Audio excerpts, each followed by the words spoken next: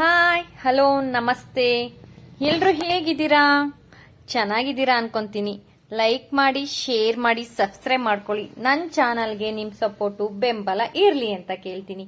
ಯಾರೆಲ್ಲ ನನ್ನ ಚಾನಲ್ನ ಸಬ್ಸ್ಕ್ರೈಬ್ ಮಾಡ್ಕೊಂಡು ನನಗೆ ಸಪೋರ್ಟ್ ಮಾಡ್ತಾ ಇದ್ದೀರಾ, ಹಾಗೆ ಯಾರೆಲ್ಲ ಈ ವಿಡಿಯೋ ಮೂಲಕ ನನ್ನ ಚಾನಲ್ನ ಫಸ್ಟ್ ಟೈಮ್ ವಿಸಿಟ್ ಮಾಡ್ತಾ ಇದ್ದೀರಾ, ಹಾಗೆ ಯಾರೆಲ್ಲ ರಿಟರ್ನಿಂಗ್ ಸಬ್ಸ್ಕ್ರೈಬರ್ ಇದ್ದೀರಾ, ಎಲ್ರಿಗೂ ಥ್ಯಾಂಕ್ ಯು ಅಂಡ್ ವೆಲ್ಕಮ್ ಅಂತ ಹೇಳ್ತೀನಿ. ಇವತ್ತು ನಾನು ಮಾರ್ನಿಂಗ್ ಟಿಫನ್ನಿಗೆ ಎಲ್ರಿಗೂ ತುಂಬಾ ಜನಕ್ಕೆ ಇಷ್ಟವಾದಂತಹ ಪಡ್ಡು ಮತ್ತೆ ಚಟ್ನಿನ ತೋರಿಸ್ತಾ ಇದ್ದೀನಿ. ಪಡ್ಡಿನ ಜೊತೆ ಈ ರೀತಿಯಾಗಿ ಚಟ್ನಿ ಮಾಡಿ ಸೂಪರ್ ಕಾಂಬಿನೇಷನ್ ಅಂತ ಹೇಳ್ತೀನಿ. ಸ್ಕಿಪ್ ಮಾಡ್ದಲೆ ಮಿಸ್ ಮಾಡ್ದಲೆ ನೋಡಿ ಅಂತ ಹೇಳ್ತೀನಿ. ಮೊದಲಿಗೆ ನಾನು ಒಂದು ಬಾಣಲಿನ ಇಟ್ಟಿದ್ದೆ, ಅದಕ್ಕೆ 2 ಟೇಬಲ್ ಸ್ಪೂನ್ ಅಷ್ಟು ಆಯಿಲ್ ಹಾಕಿದ್ದೆ. ಆಯಿಲ್ ಬಿಸಿ ಆಗ್ತಿದ್ದಂಗೆ ಸ್ವಲ್ಪ ಸಾಸಿವೆನ ಹಾಕಿದ್ದೀನಿ. ಹಾಗೆ 2 ರಿಂದ 3 ಹಸಿಮೆಣಸಿನಕಾಯಿನ ಈ ರೀತಿಯಾಗಿ ಚಿಕ್ಕದಾಗಿ ಕಟ್ ಮಾಡ್ಕೊಂಡಿದ್ದೆ, ಅದನ್ನು ಕೂಡ ಹಾಕೊಂಡಿಲ್ಲಿ ನಾನು ಫ್ರೈ ಮಾಡ್ಕೊಂಡಿದ್ದೀನಿ. ಹಾಗೆ ಓವರ್ ನೈಟ್ ನಾನಿಲ್ಲಿ 1 ಟೇಬಲ್ ಸ್ಪೂನ್ ಅಷ್ಟು ಕಡಲೆಬೇಳೆನ ನೆನೆಸಿದ್ದೆ, ಅದನ್ನು ಕೂಡ ಹಾಕೊಂಡು ಸ್ವಲ್ಪ ಫ್ರೈ ಮಾಡ್ಕೊಂಡಿದ್ದೀನಿ. ಅದು ಫ್ರೈ ಆಗ್ತಿದ್ದಂಗೆ ನಾನಿಲ್ಲಿ 3 ಆನಿಯನ್ನ ತಗೊಂಡಿದ್ದೆ, ಈ ರೀತಿಯಾಗಿ ಚಿಕ್ಕದಾಗಿ ಕಟ್ ಮಾಡ್ಕೊಂಡಿದ್ದೀನಿ, ಅದನ್ನು ಕೂಡ ಹಾಕೊಂಡಿಲ್ಲಿ ನಾನು ಫ್ರೈ ಮಾಡ್ಕೊಂಡಿದ್ದೀನಿ. ಹಾಗೆ 1 ಎಸಳು ಕರಿಬೇವು ಕೂಡ ಹಾಕೊಂಡು ಫ್ರೈ ಮಾಡ್ಕೊಂಡು ತಕ್ಷಣನೇ ಆಫ್ ಮಾಡ್ಕೊಂಡಿದ್ದೀನಿ. ಜಾಸ್ತಿ ಫ್ರೈ ಮಾಡಬೇಡಿ, ಆನಿಯನ್ ಹಾಕಿದ್ಮೇಲೆ ಆನಿಯನ್ ಗರಿಗರಿಯಾಗಿ ಇರಬೇಕು. ಹಾಗಾಗಿ ಜಸ್ಟ್ ಅದನ್ನು ಹಾಕಿ ಮಿಕ್ಸ್ ಮಾಡಿ ಆಫ್ ಮಾಡಬೇಡಿ, ಅದನ್ನು ಕೂಲ್ ಆಗಲಿ, ಪಕ್ಕಕ್ಕೆ ಇಟ್ಕೊಳ್ಳೋಣ. ಈಗ ನಾನು ರಾತ್ರಿನೇ ಪಡ್ಡಿನ ಹಿಟ್ಟನ್ನ ರೆಡಿ ಮಾಡಿದ್ದೆ. ಉಪ್ಪು ಸೋಡಾ ಏನೂ ಹಾಕಲ್ಲ ನಾನು ನೈಟ್ ಟೈಮ್ ರುಬ್ಬಿದಾಗ. ಈಗ ಮಾರ್ನಿಂಗ್ ಅದು ಚೆನ್ನಾಗಿ ಉಬ್ಬಿ ಬಂದಿತ್ತು. ಈಗ ನಾನು ರುಚಿಗೆ ತಕ್ಕಷ್ಟು ಉಪ್ಪನ್ನ ಹಾಕಿ, ಈಗೇನು ಒಗ್ಗರಣೆ ಮಾಡ್ಕೊಂಡಿದ್ದೆ ಅಲ್ವಾ ನಾನು ಕಡಲೆಬೇಳೆ ಆನಿಯನ್ನೆಲ್ಲ ಹಾಕಿ, ಅದು ಕಂಪ್ಲೀಟ್ ಕೂಲ್ ಆದ್ಮೇಲೆ ಇದಕ್ಕೆ ಹಾಕಿ ಚೆನ್ನಾಗಿ ಮಿಕ್ಸ್ ಮಾಡ್ಕೊಳ್ಳಿ ಅಂತ ಹೇಳ್ತೀನಿ. ಹಾಗೆ ಸ್ವಲ್ಪ ಕೊತ್ತಂಬರಿ ಸೊಪ್ಪನ್ನ ಹಾಕಿ, ಹಾಗೆ ಸ್ವಲ್ಪ ಸಬಾಸ್ಗೆ ಸೊಪ್ಪನ್ನ ಹಾಕಿ ಅಂತ ಹೇಳ್ತೀನಿ. ನನಗೆ ಇಲ್ಲಿ ಕೊತ್ತಂಬರಿ ಸ್ವಲ್ಪ ಜಾಸ್ತಿನೇ ಇತ್ತು, ಸಬಾಸ್ಗೆ ಸೊಪ್ಪು ಸ್ವಲ್ಪ ಇತ್ತು. ನಾನು ವೇಟ್ ಮಾಡಿದೆ, ಮಾರ್ನಿಂಗು ಬಂದಿರಲಿಲ್ಲ, ಸೊ ಲೇಟ್ ಆಗ್ತಿದೆ ಅಂತ ಹೇಳ್ಬಿಟ್ಟು ನಾನು ಇರೋದು ಒಂದು ಸ್ವಲ್ಪ ಸಬಾಸ್ಗೆ ಸೊಪ್ಪನ್ನ ಹಾಕಿ ಯೂಸ್ ಮಾಡ್ಕೊಂಡು ಮಾಡ್ತಿರುವಂಥದ್ದು. ಬಟ್ ನಾನು ಹೇಳ್ತೀನಿ ಸಬಾಸ್ಗೆ ಸೊಪ್ಪನ್ನ 1 ಕಟ್ಟಷ್ಟು ಹಾಕಿ ಅಂತ ಹೇಳ್ತೀನಿ. ತುಂಬಾನೇ ಚೆನ್ನಾಗಿರುತ್ತೆ ಪಡ್ಡಿಗೆ ಸಬಾಸ್ಗೆ ಸೊಪ್ಪು 1 ಕಟ್ಟಷ್ಟು ಹಾಕಿ ಮಾಡಿದಾಗ ಆ ಫ್ಲೇವರು ಟೇಸ್ಟು ತುಂಬಾ ಅಂದ್ರೆ ತುಂಬಾನೇ ಚೆನ್ನಾಗಿರುತ್ತೆ. ಹಾಗಾಗಿ ಮಿಸ್ ಮಾಡ್ದಲೇ ಸಬಾಸ್ಗೆ ಸೊಪ್ಪನ್ನ ಹಾಕಿ ಅಂತ ಹೇಳ್ತೀನಿ. ಈ ಕಡೆ ಹಿಟ್ಟು ರೆಡಿಯಾಗಿದೆ. ಪಡ್ಡಿಗೆ ಒಂದು ಒಳ್ಳೆ ಕಾಂಬಿನೇಷನ್ ಬೇಕೇ ಬೇಕಲ್ಲ, ಈ ಚಟ್ನಿನ ಮಾಡೋಣ. ಈ ಚಟ್ನಿನ ತುಂಬಾ ಅಂದ್ರೆ ತುಂಬಾ ದಿ ಬೆಸ್ಟ್ ಅಂತ ಹೇಳ್ತೀನಿ. ತುಂಬಾ ಚೆನ್ನಾಗಿತ್ತು ಈ ಚಟ್ನಿ ಪಡ್ಡಿ ಜೊತೆಗೆ. ಹಾಗಾಗಿ ಮಿಸ್ ಮಾಡ್ದಲೆ ಇದೇ ರೀತಿ ಒಂದ್ಸತಿ ಟ್ರೈ ಮಾಡಿ ಅಂತ ಹೇಳ್ತೀನಿ. ಒಂದು ಬಾಣ್ಲಿಗೆ ಏನ್ ನಾನು ಅವಾಗಲೇ ಆನಿಯನ್ ಎಲ್ಲ ಫ್ರೈ ಮಾಡ್ಕೊಂಡಿದ್ದೆ, ಅದೇ ಬಾಣ್ಲಿಗೆ 1 ಗೆಡ್ಡೆ ಬೆಳ್ಳುಳ್ಳಿನ ಹಾಕೊಂಡಿದ್ದೆ, ಹಾಗೆ 6 ಹಸಿಮೆಣಸಿನಕಾಯಿನ ಹಾಕೊಂಡಿದ್ದೆ, ಅದನ್ನ ಚೆನ್ನಾಗಿ ಫ್ರೈ ಮಾಡ್ಕೊಂಡಿದ್ದೀನಿ. ಮತ್ತೆ 1 ಕಾಯಲ್ಲಿ ನಾನು 1 ದೊಡ್ಡ ಭಾಗ ಕಾಯಿ ತುರಿನ ತುರ್ಕೊಂಡಿರೋವಂಥದ್ದು. ಚಟ್ನಿಗೆ ಕ್ವಾಂಟಿಟಿ ನೋಡಿ ಮಾಡ್ಕೊಳ್ಳಿ ನಿಮ್ಮ ಮನೇಲಿ ಅಂತ ಹೇಳ್ತೀನಿ. ಅದಕ್ಕೆ ಆ ಜಾರಿಗೆ ಹಾಕೊಂಡಿರೋವಂಥದ್ದು ನಾನೆಲ್ಲನು. ಹಾಗೆ 1 ಪಿತ್ತ ಹುಣಸೆ ಹಣ್ಣು, ಹಾಗೆ ಜೀರಿಗೆ, ರುಚಿಗೆ ತಕ್ಕಷ್ಟು ಉಪ್ಪನ್ನ ಹಾಕೊಂಡು ರೆಡಿ ಮಾಡಿ ಇಟ್ಕೊಂಡಿದ್ದೀನಿ. ಅದನ್ನು ಹೇಗೆ ರುಬ್ಬೋದು ಅಂತ ಕೂಡ ನಾನು ನೆಕ್ಸ್ಟ್ ತೋರಿಸ್ತೀನಿ, ಅದು ಪಕ್ಕಕ್ಕಿರಲಿ. ಈ ಕಡೆ ಅದೇ ಬಾಣಲಿಗೆ 1 ಟೇಬಲ್ ಸ್ಪೂನ್ ಅಷ್ಟು ಆಯಿಲ್ ಹಾಕಿ ಕರಿಬೇವು ಮತ್ತೆ 1 ಒಣಮೆಣಸಿನಕಾಯಿನ ಮುರಿದು ಹಾಕೊಂಡಿದ್ದೀನಿ. ಹಾಗೆ 1 ಟೇಬಲ್ ಸ್ಪೂನ್ ಅಷ್ಟು ಉದ್ದಿನ ಬೇಳೆ ಕೂಡ ಹಾಕೊಂಡಿಲ್ಲಿ ನಾನು ಫ್ರೈ ಮಾಡ್ಕೊತಾ ಇದ್ದೀನಿ. ಲೋ ಫ್ಲೇಮಲ್ಲಿ ಇಟ್ಕೊಂಡು ಫ್ರೈ ಮಾಡಿ, ಉದ್ದಿನ ಬೇಳೆ ಸೀದೋಗ್ಬಾರ್ದು ನಮಗೆ, ಹಾಗಾಗಿ ಲೋ ಫ್ಲೇಮಲ್ಲಿ ಇಟ್ಕೊಂಡು ಫ್ರೈ ಮಾಡಿ ಅಂತ ಹೇಳ್ತೀನಿ. ಹಾಗೆ ಸ್ವಲ್ಪ ಉದ್ದಿನ ಬೇಳೆ ಕಲರ್ ಬರ್ತಾ ಇದೆ ಎಂದಾಗ್ಲೇನೆ ಸ್ಟವ್ ಅನ್ನು ಆಫ್ ಮಾಡ್ಬಿಡಿ, ಯಾಕಂದ್ರೆ ಬಾಣ್ಲಿ ಹೀಟ್ ಆಗಿರುತ್ತೆ ಅಲ್ವಾ, ಅದರ ಹೀಟಿಗೆನೆ ಅದು ಬೆಂದೋಗುತ್ತೆ. ಇನ್ನು ಅದು ಕೂಲ್ ಆಗ್ಲಿ. ಈ ಕಡೆ ನಾನು ಅವಾಗಲೇ ತೋರಿಸಿದ್ದೆ ಅಲ್ವಾ, ಅದನ್ನ ನೀರ್ ಹಾಕ್ತಂಗೆ ನಾನು 2 ರೌಂಡನ್ನ ಆಡಿಸ್ಕೊಂಡಿದ್ದೆ. ತದನಂತರ ಒಂದು ಸ್ವಲ್ಪ ಕೊತ್ತಂಬರಿ ಸೊಪ್ಪು, 2 ಟೇಬಲ್ ಸ್ಪೂನ್ ಅಷ್ಟು ಉರಿಗಡಲೆ ಇಷ್ಟನ್ನ ಹಾಕೊಂಡು ನಾನು ಈ ರೀತಿಯಾಗಿ ರುಬ್ಕೊಂಡಿದ್ದೀನಿ. ಯಾವ ರೀತಿ ರುಬ್ಕೊಬೇಕು ಅಂದ್ರೆ ನೀವು ಇದಕ್ಕೆ ಫುಲ್ಲು ಕೆಲವೊಂದ್ಸತಿ ಕಾಯಿ ಚಟ್ನಿ ಅಕ್ಕಿ ರೊಟ್ಟಿಗೆ ತರಿತರಿಯಾಗಿದ್ರೆ ಚೆನ್ನಾಗಿರುತ್ತೆ ಅಂತ ಮಾಡ್ತೀವಲ್ಲ, ಅಷ್ಟು ತರಿತರಿಯಾಗಿ ರುಬ್ಕೊಬಾರ್ದು, ಫುಲ್ ನುಣ್ಣಗೂ ಕೂಡ ರುಬ್ಕೊಬಾರ್ದು. ಮುಟ್ಟಿದ್ರೆ ಹೌದೋ ಅಲ್ಲೋ ಅನ್ನೋ ರೀತಿ ತರಿತರಿಯಾಗಿ ಸಿಗ್ಬೇಕು, ಅದಕ್ಕೆ ರುಬ್ಕೊಳ್ಳಿ.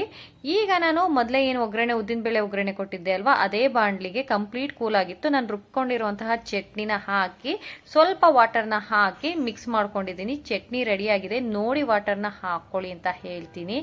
ನಿಜವಾಗ್ಲೂ ಪಡ್ಡಿಗೆ ಈ ರೀತಿಯಾಗಿ ಚಟ್ನಿ ಮಾಡಿ ನೋಡಿ. ಯಾವಾಗ್ಲೂ ಒಂದೇ ರೀತಿ ಮಾಡ್ತಿರ್ತೀರಾ, ಬಟ್ ಇದೊಂದ್ಸತಿ ಟ್ರೈ ಮಾಡಿ, ತುಂಬಾ ಸೂಪರ್ ಕಾಂಬಿನೇಷನ್ ಆಗಿತ್ತು, ತುಂಬಾ ಟೇಸ್ಟಿ ಆಗಿತ್ತು ಅಂತ ಹೇಳ್ತೀನಿ. ಮಿಸ್ ಮಾಡ್ದರೆ ಟ್ರೈ ಮಾಡಿ. ಈ ಕಡೆ ಪಡ್ಡಿಗೆ ಅಂಚನ್ನ ರೆಡಿ ಮಾಡ್ಕೊಂಡಿದ್ದೀನಿ. ನಾಸ್ಟಿಕ್ನ ಯೂಸ್ ಮಾಡಬೇಡಿ ಅಂತ ಹೇಳ್ತೀನಿ. ಆಕ್ಚುಲಿ ನಾನು ಇವತ್ತು ನಾಸ್ಟಿಕ್ ಇಟ್ಟಿರೋವಂಥದ್ದು. ನಮ್ಮನೆಲ್ಲೂ ಒಂದು ಕಲ್ಲಿನ ಹಂಚಿದೆ, ಬಟ್ ಅದು ಪಳಗ್ಸಕ್ಕಾಗಿರ್ಲಿಲ್ಲ, ಹಾಗೆ ಇಟ್ಟಿದ್ದೆ. ಪಡ್ ಮಾಡಿ ತುಂಬಾ ದಿನ ಆಗಿತ್ತು. ಇಲ್ಲ ಅಂದ್ರೆ ಐರನಿಂಗ್ ಬರುತ್ತಲ್ವಾ, ಇದು ಕಬ್ಬಿಣದ ಹಂಚು ಬರುತ್ತೆ ನೋಡಿ, ಅದು ಕೂಡ ಯೂಸ್ ಮಾಡ್ಬೋದು, ಅದು ಚೆನ್ನಾಗಿರುತ್ತೆ. ಇಲ್ಲ ಕಲ್ಲಿಂದು ಯೂಸ್ ಮಾಡಿ ಅಂತ ಹೇಳ್ತೀನಿ. ಆದಷ್ಟು ನಾಸ್ಟಿಕ್ನ ಅವಾಯ್ಡ್ ಮಾಡಿ, ಅಷ್ಟು ಚೆನ್ನಾಗೂ ಬರಲ್ಲ ಇದರಲ್ಲಿ. ಸೊ ನನಗೆ ಇವತ್ತು ತುಂಬಾ ದಿನ ಆಗಿತ್ತು, ಮೇಲಿಟ್ಟಿದ್ದೆ, ಇವತ್ತು ಪಡ್ಡಿಗೆ ಹಾಕಿದ್ದೆ ಅನ್ನೋ ಕಾರಣಕ್ಕೆ ಇದೇ ಹಂಚನ್ನ ತಕ್ಷಣಕ್ಕೆ ನಾನು ಯೂಸ್ ಮಾಡ್ತಿರೋ ಅಂಥದ್ದು. ನಾಸ್ಟಿಕ್ಕಿಗೆ ಆಯಲ್ ಹಾಕ್ಬೇಕು ಅನ್ನೋದು ಇಲ್ಲ, ಬಟ್ ಪಡ್ಡು ರುಚಿಯಾಗಿ ಬರಬೇಕು, ಗರಿ ಗರಿಯಾಗಿ ಬರಬೇಕು ಅಂದ್ರೆ ಆಯಲ್ನ ಯೂಸ್ ಮಾಡಿದ್ರೆ ತುಂಬಾ ಟೇಸ್ಟಿಯಾಗಿ ರುಚಿಯಾಗಿ ಗರಿ ಗರಿಯಾಗಿ ಬರುತ್ತೆ. ಹಾಗಾಗಿ ನಾನಿಲ್ಲಿ ಆಯಿಲ್ನ ಹಾಕಿರೋ ಅಂಥದ್ದು.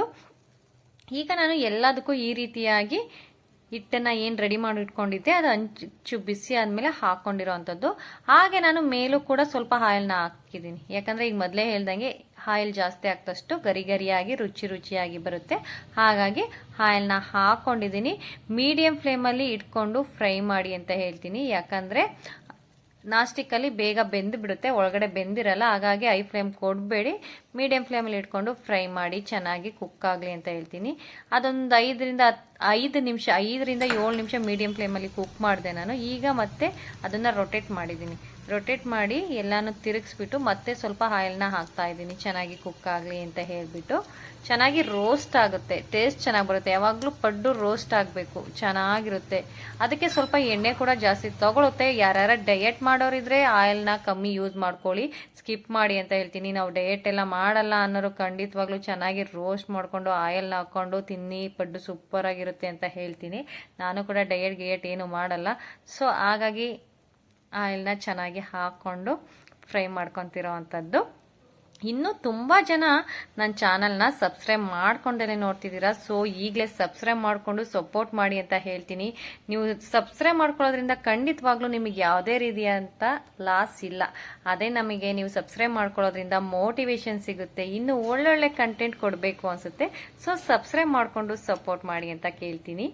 ಹಾಗೆ ಈಗ ಚೆನ್ನಾಗಿ ಅದು ಕುಕ್ ಆಗಿತ್ತು ನೋಡಿ, ಎಷ್ಟು ಚೆನ್ನಾಗಿ ರೋಸ್ಟ್ ಆಗಿದೆ ಅಂತ ಹೇಳ್ಬಿಟ್ಟು ಅದನ್ನ ನಾನು ಒಂದು ಪಾತ್ರೆಗೆ ಶಿಫ್ಟ್ ಮಾಡ್ಕೊತಾ ಇದ್ದೀನಿ. ನೋಡಿ ನಾನು ಎಷ್ಟು ಆಯಿಲ್ ಹಾಕಿದ್ದೆ, ಬಟ್ ಎಲ್ಲ ಆಯಿಲು ಕೂಡ ಹಿಟ್ಟು ಹೀರ್ಕೊಂಡಿದೆ, ಅದಕ್ಕೆ ಅದು ಅಷ್ಟು ಚೆನ್ನಾಗಿ ರೋಸ್ಟ್ ಆಗಿರೋ ಅಂಥದ್ದು.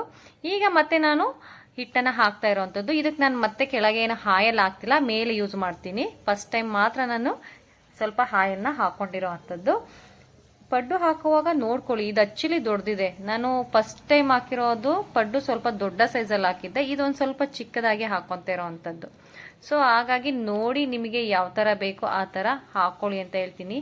ಬಟ್ ಚೆನ್ನಾಗಿ ಕುಕ್ ಮಾಡಿ, ಪಡ್ಡು ಮಾಡುವಾಗ ಚೆನ್ನಾಗಿ ಕುಕ್ ಮಾಡೋದೇ ಒಂದು ಇಂಪಾರ್ಟೆಂಟು. ಯಾಕೆಂದ್ರೆ ಪಡ್ಡು ತುಂಬಾ ದೊಡ್ಡದಾಗಿ ಹಾಕ್ದಾಗ ಕೆಳಗೂ ಫ್ರೈ ಆಗ್ಬಿಡುತ್ತೆ, ತಿರುಗಿಸಿದಾಗ ಮೇಲೂ ಫ್ರೈ ಆಗ್ಬಿಡುತ್ತೆ, ಬಟ್ ಒಳಗಡೆ ಬೆಂದಿರಲ್ಲ, ಹಿಟ್ಟಿಟ್ಟಿರುತ್ತೆ. ಆಗ ಪಡ್ಡು ಖಂಡಿತವಾಗ್ಲೂ ಇಷ್ಟ ಆಗಲ್ಲ ಕೆಲವರು ತಿನ್ನೋಕೆ.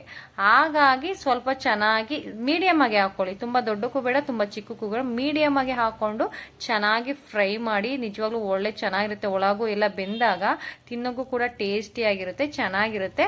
ಹಾಗಾಗಿ ಚೆನ್ನಾಗಿ ಕುಕ್ ಮಾಡಿ ಅಂತ ಹೇಳ್ತೀನಿ ನಾನು. ನೋಡಿ ಈಗ ನಾನು ಮತ್ತೆ ಮೇಲೆ ಹಾಕಿ ಅದನ್ನ ಬೇಯೋದಕ್ಕೆ ಬಿಟ್ಟಿದ್ದೀನಿ. ಫಸ್ಟ್ ಟೈಮ್ ನಾನು ಏನು ತೆಗ್ದೆ ಅದನ್ನ ನಿಮಗೆ ತೋರಿಸ್ತಾ ಇದ್ದೀನಿ. ನೋಡಿ ಎಷ್ಟು ಚೆನ್ನಾಗಿ ಬೆಂದಿದೆ. ಆ ರೀತಿಯಾಗಿ ಕುಕ್ ಮಾಡ್ಕೊಳ್ಳಿ. ಬಿಸಿ ಬಿಸಿಯಾಗಿ ಪಡ್ಡನ್ನ ಮಾಡಿ ಕೊಡ್ತಾ ಇದ್ರೆ ಈ ಕಡೆ ಒಳ್ಳೆ ಚಟ್ನಿ ಇದ್ರೆ ಚೆನ್ನಾಗಿ ರುಚಿಯಾಗಿ ತಿನ್ಬೋದು ಅಂತ ಹೇಳ್ತೀನಿ. ಇನ್ನು ನನ್ನ ಚಾನಲಲ್ಲಿ ಮಾರ್ನಿಂಗ್ ಟಿಫನ್ಸು ತುಂಬ ವೆರೈಟಿ ಹಾಕಿದ್ದೀನಿ. ಸಾಂಬಾರ್ ರೆಸಿಪೀಸ್ ಇರ್ಬೋದು, ರೈಸ್ ಐಟಮ್ ಇರ್ಬೋದು, ಸೈಡ್ ಡಿಶಸ್ ಇರ್ಬೋದು, ರಸಮ್ ಇರಬಹುದು, ಇನ್ನು ತುಂಬ ಕಂಟೆಂಟ್ ಇದೆ, ಬ್ಲಾಗ್ಸ್ ಇದೆ.